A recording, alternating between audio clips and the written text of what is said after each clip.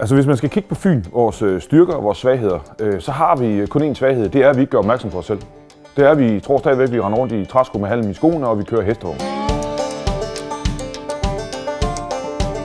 Jeg hedder Claus Holm, og jeg er kok. Jeg bor på Fyn og er gift med en fynbo, så jeg er faktisk næsten 100% fynbo, tænker man. Og så tænker man, det er han sgu nok ikke alligevel.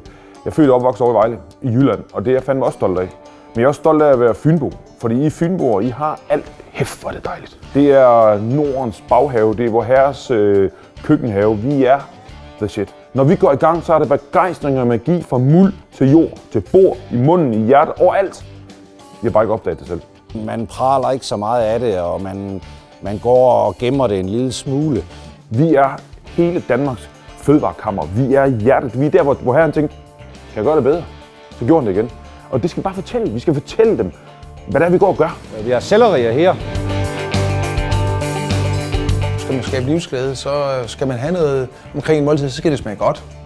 Der må gerne være noget historie omkring produkterne. Hvor kommer det fra? Man skal ligesom kunne smage det ægte og det ærlige. Jeg er oppe at støde, når Eddie han kommer med sin øl. Eller når Gunnestrup han kommer med sin ost. Og de siger, at den er så god, fordi han har pisset i den. Jeg elsker de der små historier, der kommer. De vil skide gerne have det. Det er jo derfor, de har bygget bro. Fra Jylland og til Sjælland, fordi de vil gerne se, hvad vi har. Ikke? Altså, vi har alt på den her ø. Alt. Vi skal bare sørge for at samle det op i sådan en anden slags fynsk båd. Sådan Nords Ark, du ved, ligesom tilbage i Bibelens tid. Prøv at forestille dig det. Vores mission, det er at give vores forbrugere muligheden for og glæden ved at smage på Fyn. Smag på Fyn. Elsk Fyn. Og det kan vi kun, hvis vi står sammen.